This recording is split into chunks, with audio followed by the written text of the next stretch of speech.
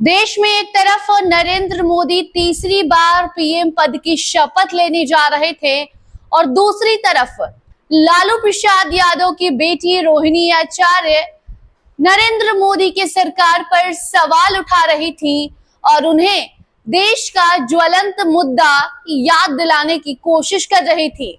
रोहिणी आचार्य वो जो छपरा से चुनाव लड़ी मगर वहां से वो हार जाती हैं। रोहिणी आचार्य वो जो हमेशा सोशल मीडिया पर एक्टिव रहती हैं और देश में क्या हो रहा है और किस चीज की जरूरत है उन मुद्दों को उठाने का काम करती हैं।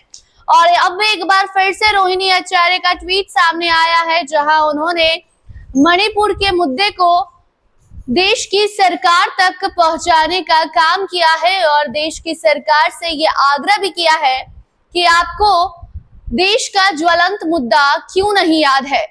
आपको बताते चले कि देश में लोकसभा चुनाव हुए, परिणाम सामने आया, उस दौरान भी रोहिणी आचार्य काफी ज्यादा सोशल मीडिया पर एक्टिव दिखी। उस दौरान भी देश की नरेंद्र मोदी सरकार पर हमला बोलते देखी जा रही थी, लेकिन उस बीच जब वो भी सारण लोकसभा सीट से चुनाव लड़ रही थी तो जनता से मुद्दे की बात कर रही थी। वो चाहती थी कि उन्हें जनता मौका दे और वो जाकर वहां उनके लिए कामकाज करे। इंडिया गठबंधन को ये आस थी कि इस बार इंडिया गठबंधन की सरकार बनेगी, मगर अफसोस कि ऐसा कुछ हुआ नहीं। और अब 4 जून के नतीजे के बाद कल का वो दिन था जब नरेंद्र मोदी ने तीसरी बार पीएम पद की शपथ ली और उसी दौरान एक तरफ जहां शपथ ग्रहण की तैयारी चल रही थी, नरेंद्र मोदी शपथ ले रहे थे, तो वहीं दूसरी तरफ सोशल मीडिया पर रोहिणी आचार्य ट्वीट करके नरेंद्र मोदी पर, एनडीए सरकार पर हमला बोल रही थी और अपना गुस्सा दिखा रही थी। जी आपको बता दें कि रोहिणी आचार्य लिखती हैं कि एक बार फिर से देश में वही सरकार बनने जा रही है जिसको देश के मुद्दे के बारे में मालूम ही नहीं है।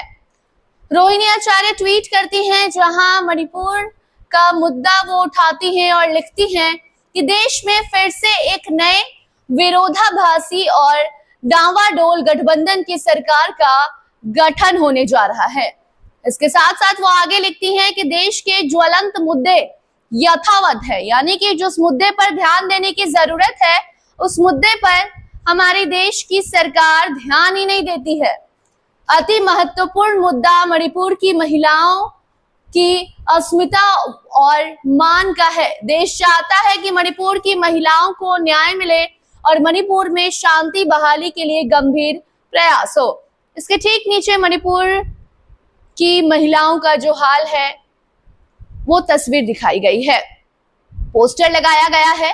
कुल मिलाकर रोहिणी आचार्य देश में बन रही सरकार पर अपना गुस्सा जाहिर कर रही थी और यही बताना चाहती थी कि देश में नई सरकार तो बनने जा रही है और ये वही सरकार है जो 10 साल से राज कर रही थी, लेकिन सरकार को ये नहीं मालूम कि देश में कौन से मुद्दे महत्वपूर्ण हैं और कौन से मुद्दे महत्वपूर्ण नहीं है।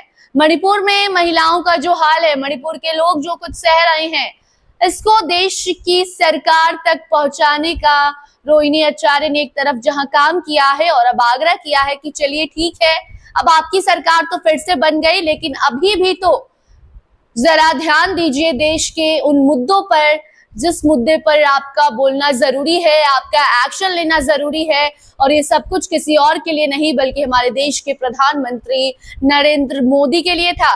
नरेंद्र मोदी तीसरी बार देश के प्रधानमंत्री बन चुके हैं और इसी का गुस्सा और उन्हें जो मुद्दे रोहिणी आचार्य बताना चाहती थी उन मुद्दों को बताने का जरिया रोहिणी आचार्य ने ट्वीट निकाला और ट्वीट के जरिए नरेंद्र मोदी के शपथ ग्रहण के वक्त उन्होंने ये ट्वीट कर देश की नई सरकार पर, जो पहले से सरकार थी एनडीए की, वो फिर से सरकार बना चुकी है और ऐसे में एनडीए सरकार पर एक तरह से तंज कस रही थी और दूसरी तरफ ये भी मांग कर रही थी कि अभी भी तो जरा ध्यान दीजिए और उन महिलाओं को, मणिपुर के लोगों को आप न्याय दिलवाइए।